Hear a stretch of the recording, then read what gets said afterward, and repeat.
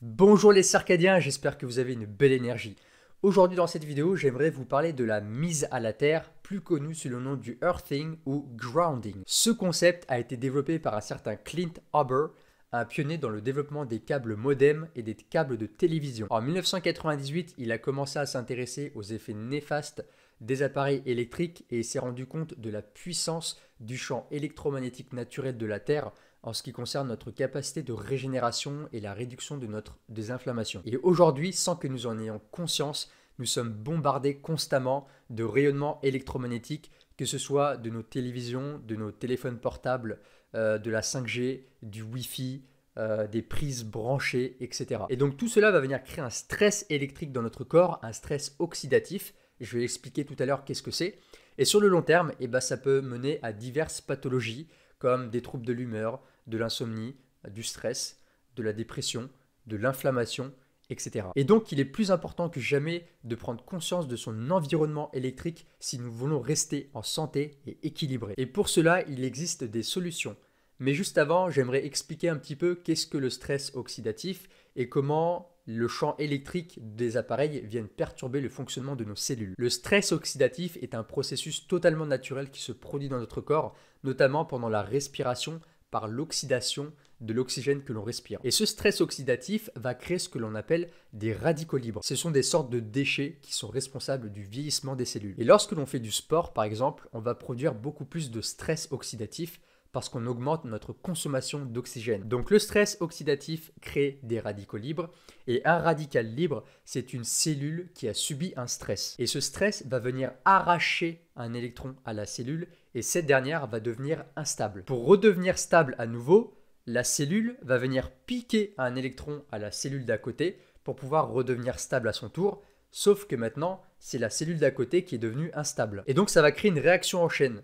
Alors ce processus, il est inoffensif, à petite dose, mais si l'on subit un stress trop important, si l'on est en état de stress chronique, et bien là ça peut devenir toxique pour l'organisme et on peut commencer à développer des maladies et des pathologies. Du coup, grâce à la mise à la terre, en marchant par exemple pieds nus dans l'herbe, on va venir se recharger en électrons et donc les cellules qui sont devenues instables parce qu'elles ont perdu des électrons vont pouvoir récupérer les électrons et redevenir stables. Et donc la mise à la terre, c'est-à-dire se connecter physiquement au sol, est la manière la plus efficace pour lutter contre le stress oxydatif et limiter la production de radicaux libres dans notre corps. Malheureusement aujourd'hui, on marche tous avec des chaussures et donc on est complètement déconnecté. Et il faut savoir qu'on est exposé quotidiennement à des sources de stress, par exemple le tabac, l'alimentation industrielle, la pollution, la lumière artificielle, les produits chimiques et surtout le champ électrique du rayonnement des appareils. Et une exposition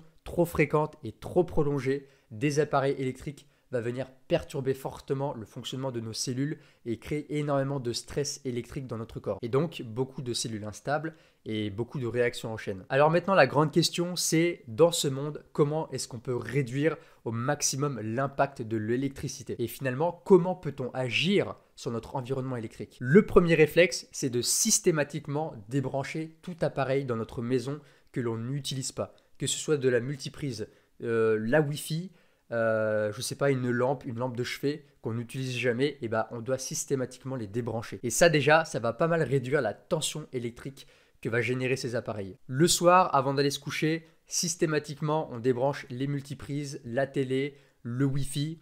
Surtout, on évite de brancher son téléphone à côté de son lit. Ça, c'est ultra délétère pour la récupération pendant le sommeil.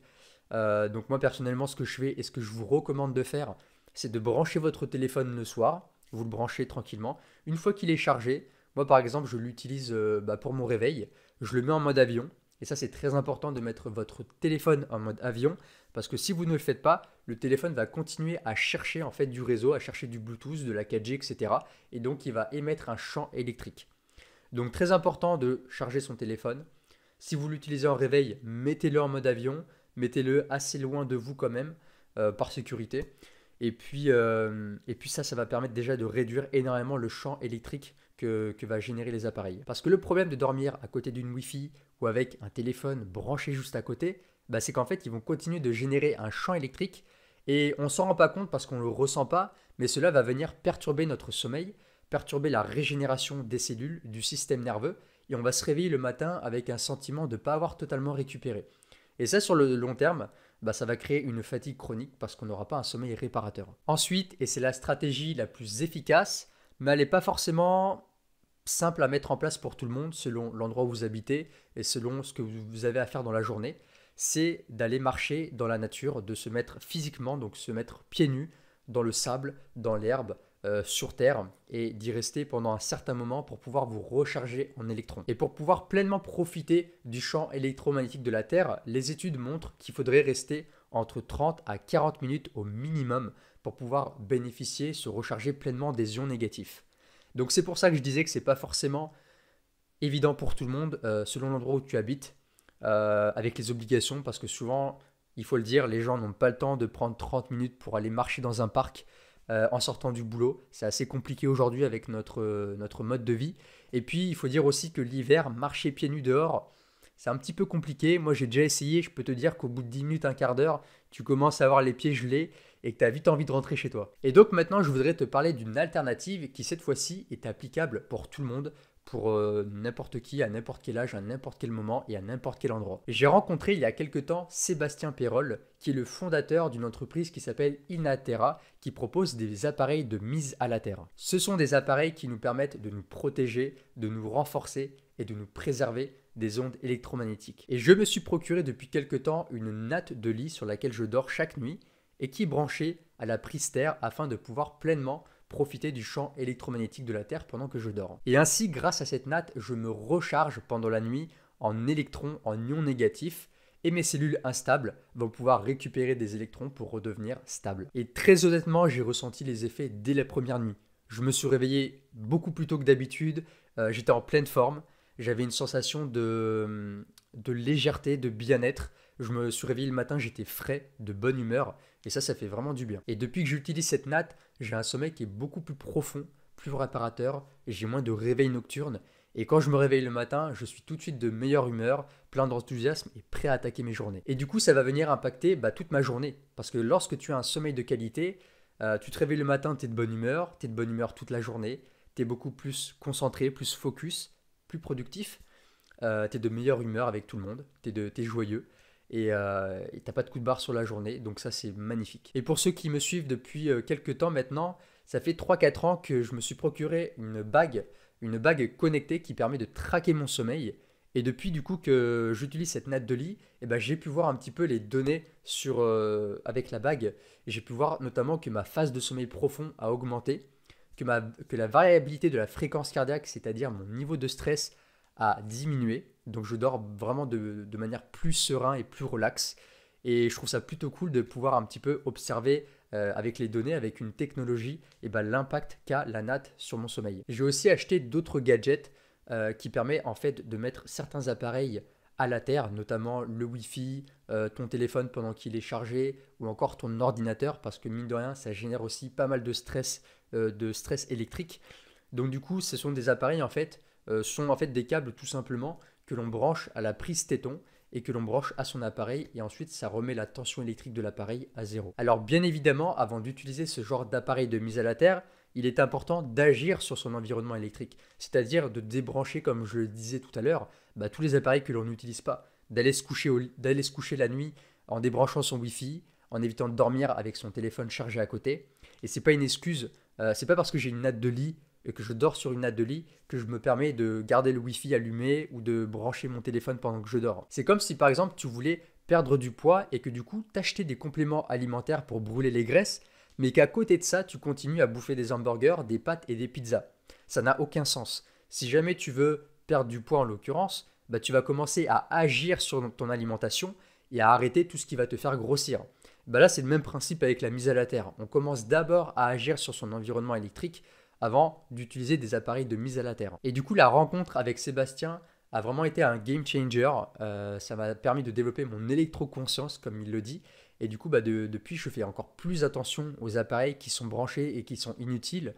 Et par exemple, lorsque je travaille sur mon PC, je vais débrancher ma multiprise pendant quelques temps pour éviter d'être impacté par le champ électrique. Je vous recommande d'aller suivre un petit peu son travail. Je vais mettre en dessous de la vidéo le lien de son site internet. Vous allez pouvoir regarder un petit peu les produits Je vais mettre aussi son Instagram pour voir un petit peu ce qu'il fait. Il poste régulièrement des vidéos où il vous éduque en fait sur le champ électrique des appareils, comment se protéger et quels sont aussi les appareils, comment les utiliser au quotidien pour pouvoir en bénéficier au maximum. Alors on est tous aujourd'hui plus ou moins impactés malheureusement par le champ électrique des appareils, être bombardé par les antennes 4G, 5G, par le Wi-Fi, par toutes sortes d'appareils électriques. Et donc c'est pour ça que moi-même j'ai fait le choix d'investir dans une natte de lit. Moi qui suis hyper strict avec mon sommeil, avec mon énergie, avec ma santé, j'ai investi dans une natte de lit pour pouvoir justement me protéger, me préserver un maximum du coup des champs électriques et de pouvoir me régénérer un maximum pendant la nuit. Et je l'ai déjà dit beaucoup sur cette chaîne dans mes précédentes vidéos, le sommeil est encore plus important que l'alimentation et l'exercice physique combiné.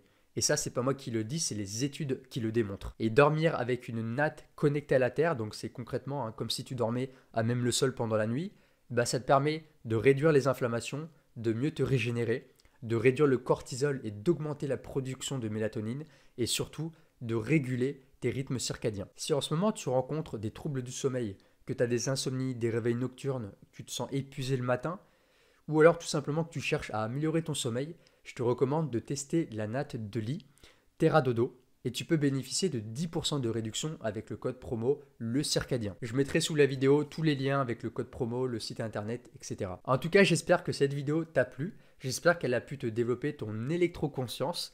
Si la vidéo t'a plu, mets-moi un petit pouce bleu, ça permet de récompenser mon travail et puis ça me fait toujours plaisir.